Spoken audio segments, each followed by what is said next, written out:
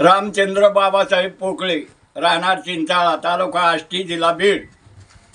आमची दुखणं बाणं जर आलं तर आमची लई परेशानी होत होती। आमची शाळातली पोरांची बी गैरसोय होत होती। कोरोनापासून गाडी बंद आहे।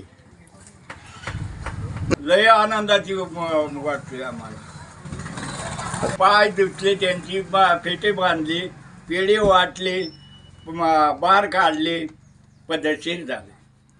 आणाळी चालू राहा म्हणजे आमची ईश्वर चरणी प्रार्थना करतो।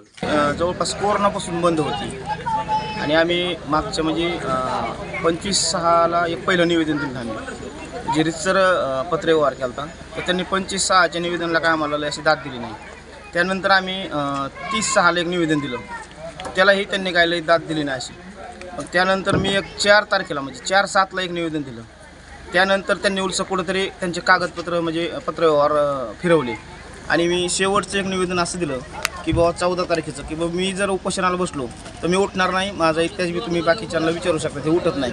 आणि मग PI साहेबाकडे गेल्यानंतर PI साहेबांनी पण त्यांना कॉल करून सांगितलं की तुम्ही ST चालू करा, ती गाडी चालू करा किंवा गाडी अशी चालू करा आष्टी, चिंचाळा, देसूर, बिडसंगी, गणगेवाडी, जर अशी चालू जर झाली गाडी तरच ते जे काय समजा गावचे नागरिक आहेत ते आंदोलन करणार नाही। जर तुम्ही जर गाडी चालू नाही केली तर ते आंदोलन करतील। मग त्यांनी काल रितसर एक प्रेस नोट काढली मला की बाबा आम्ही गाडी चालू करत आहोत, तुम्ही जे तुमचं आंदोलन करणार आहात ते आंदोलन तुम्ही करू नका। त्यांनी मला प्रेस नोट दिली की बाबा अशी गाडी जाईल किंवा आष्टी, चिंचाळा, देसूर, बिडसंगी, गणगेवाडी। आणि खूप त्रास होता की बाबा हे आमचे जे 60, 70, 80 वर्षाचे वयवर्षाचे आमचे वडीलधारी मंडळी आहे, यांना कोणी मोटरसायकल घेऊन जात नव्हतं आणि त्यांना आता शासनाने सवलत दिलेली आहे। काहींना 50% दिलेली आहे, काहींना म्हणजे 65 वर्षाच्या पुढच्यांना मोफत पास दिलेले आहे। त्यामुळं ह्या वडीलधाऱ्यांसाठी खूप आनंदाची बाब आहे। आणि दुसरी एक बाब अशी आहे, आमच्या गावातील जवळपास कन्या शाळा असेल, पंडित शाळा असेल, गणेश शाळा असेल, अशा बऱ्याचशा शाळांमध्ये 35 ते 40 नुसत्या मुली आमच्या माझ्या गावातील, ह्या मुलींसाठी पण खूप आनंदाची बाब झालेली आहे। आणि ST ही अशीच सुरळीत चालू राहावी ही मी आग्रा प्रमुखाला पुन्हा एकदा मीडियाच्या माध्यमातून विनंती करतो।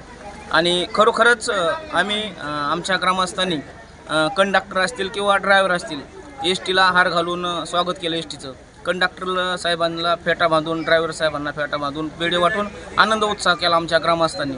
खूप आनंदाची पाय ह्या कारणांतले पान मग मी 30 म्हणजे 25/6ला पहिलं निवेदन दिलं होतं, मला खूपच आनंद वाटला किंवा आज आपल्या गावामध्ये ST येते आणि आमची म्हणजे चकमक पण झाली।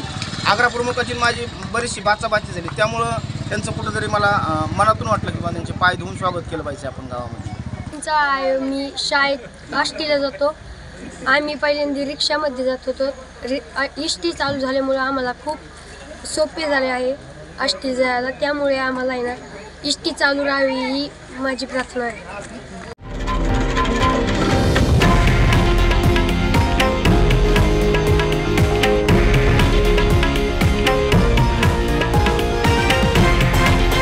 हे आहे देशातील नंबर 1 न्यूज नेटवर्क आणि आपण पाहत आहात TV9 मराठी, एकमेव।